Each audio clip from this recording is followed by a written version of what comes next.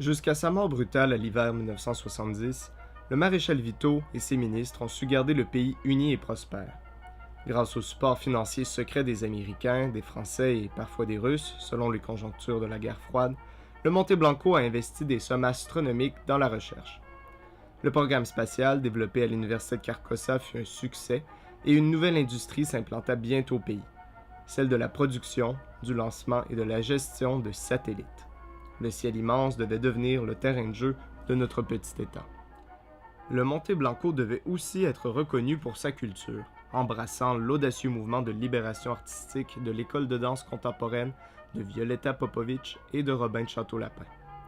Les découvertes archéologiques menées par le Louvre dans la vallée du Kotor firent aussi sensation dans le monde. Une nouvelle civilisation de l'Antiquité tardive avait été découverte. Merci aux archéologues Kovac, Pettigrew et Kazanovic. Les progrès technologiques du Monte Blanco profitèrent autant à Moscou qu'à Washington dans leur course vers l'espace. Sans nos sondes, Neil Armstrong n'aurait jamais marché sur la Lune. Malheureusement, la soudaine mort du président Vito mit sur la glace le développement du programme national de conquête des étoiles.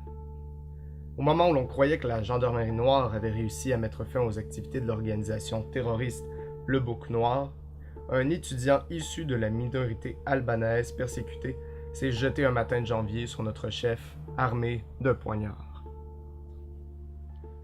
Avec cette catastrophe, le gouvernement devenait vulnérable à la montée des tensions entre les communistes et les libéraux. Récupérant l'héritage du leader défunt, le Front des combattants, une milice simili-secrète dirigée par Danica Sardovic, dénonça la complicité des ministres avec les étrangers, les accusant de livrer le pays, ses ressources et ses pauvres travailleurs à la rapacité des capitalistes de l'Ouest.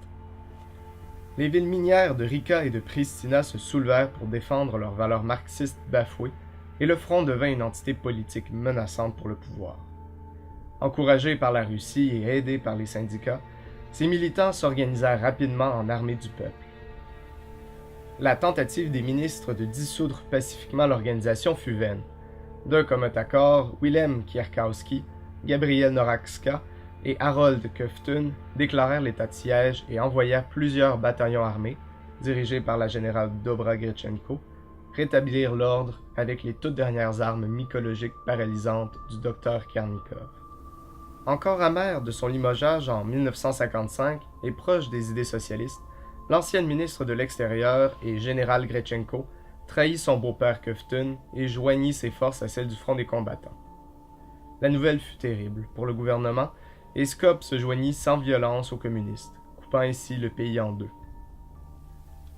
La première victime du conflit fut Carcosa, porte vers le sud et surtout capitale 4 fois centenaire du Monte Blanco.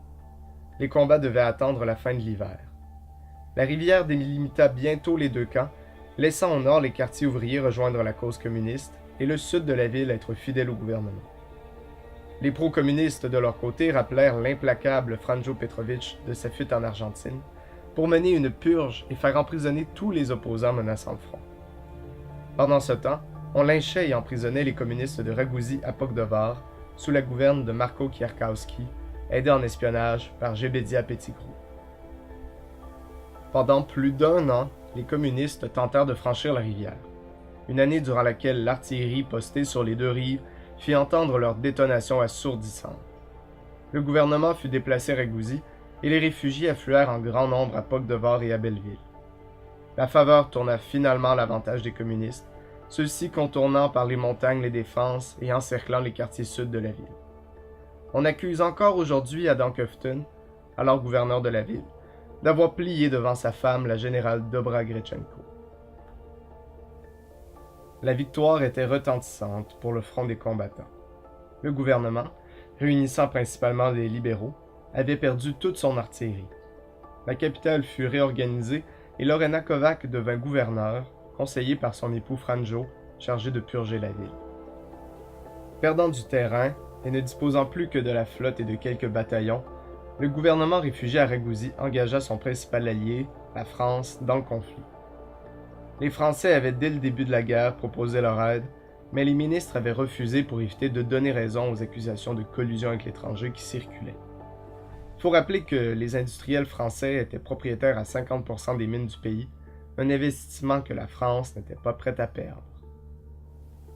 L'aviation française, arrivée sur le porte-avions le Clémenceau, changea le cours de la guerre. Poc-de-Var fut bombardé, forçant les communistes à repartir après une courte occupation. La bataille devait revenir à la capitale sous forme de raids aériens dévastateurs. La stratégie était simple, forcer les rebelles hors de leur trou. On transforma l'hippodrome de Belleville en aéroport et la magnifique demeure de Blanco-Jezero devient le quartier général français. Les journaux devaient bientôt parler du train de vie luxueux des officiers et des soirées bien arrosées organisées par le Kazanovitch aux frais de l'État pour divertir ces militaires étrangers. Une décadence mal vue par la population, une fois exposée par la journaliste Julia Dukic. Au nord, l'impuissance face aux agressions aériennes devint de la colère. La population tourna son attention contre la minorité albanaise vulnérable, l'accusant d'avoir à nouveau comploté avec l'ennemi. À Skopje, plus d'une centaine de ses ressortissants furent exécutés avec les vivats de la foule. Le commandement du front des combattants se tourna vers la Russie pour répondre à l'entrée en guerre de la France.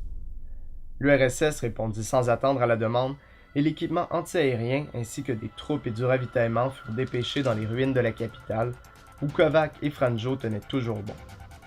L'implication de la Russie n'était alors pas officielle, mais secrète. La bataille du ciel du 22 juin 1975, au-dessus de Carcosa, devait rester dans les mémoires. Les pilotes français furent surpris de voir des avions gris, les Russes se battant pour l'armée du peuple et non pour leur pays, venir à leur rencontre armes au poing. Durant 2 heures, le combat fit rage entre les nuages, laissant une quinzaine d'appareils s'écraser dans les alentours de la capitale. On peut encore voir la carcasse d'un des appareils dans le grand parc de la ville, conservé en souvenir de la bataille. Ce fut la seule fois que les Russes et les Français s'affrontèrent directement durant la guerre froide. Officiellement, la bataille opposait des pilotes montéblanquins dans des avions russes et français. La vérité fut qu'il n'y eut aucune victime montéblanquine ce jour-là. Une surprise attendait les pilotes français à leur retour à Belleville. L'aéroport improvisé dans l'hippodrome était en flammes, et la ville elle-même semblait avoir subi un lourd bombardement. Partout on éteignait des feux et on cherchait des disparus. Le front des combattants n'était pas responsable de l'attaque, c'était l'armée albanaise. Alarmée par le traitement de la minorité albanaise du Monte Blanco, exaspérée par des décennies d'humiliation et jalouse de la réussite de son voisin, l'Albanie envahissait par surprise le pays au moment où il était le plus faible. La consternation était totale dans les deux camps. Avant même que les négociations n'aient commencé entre libéraux et communistes pour unir leurs forces contre l'envahisseur, la ville de Skopje tombait aux mains des étrangers. Encouragée par la Russie et la France, peu désireuse de se déclarer ouvertement la guerre et pressée de mettre fin à cette situation malaisante, les Montéblanquins du Sud et du Nord signèrent un cessez-le-feu qui devint 1 mois plus tard une paix tangible. L'armée montéblanquine, à nouveau unifiée, repoussa les Albanais installés devant Carcosa au cri de « Vive le maréchal » et « Vive le Monte Blanco ». Leur marche fut stoppée à Skopje par un champ de mines fraîchement installé.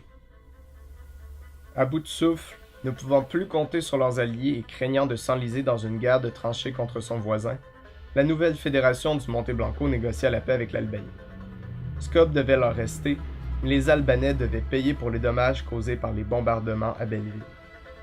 Dans le pavillon Kierkowski de l'université de Carcosa, épargné par les bombardements, les dirigeants signèrent la création d'une nouvelle constitution et d'un conseil national composé de 3 ministres chargés de préserver l'unité du pays et de le faire rayonner à l'international. L'industrie fut relancée, laissant les villes gérer elles-mêmes les lois régulant le commerce et les travailleurs. Nous devions rattraper le retard pris dans le secteur spatial et répondre à la demande en minerais et en armes de nos précédents clients. Que deviendra le Monte Blanco en cette merveilleuse année de 1980?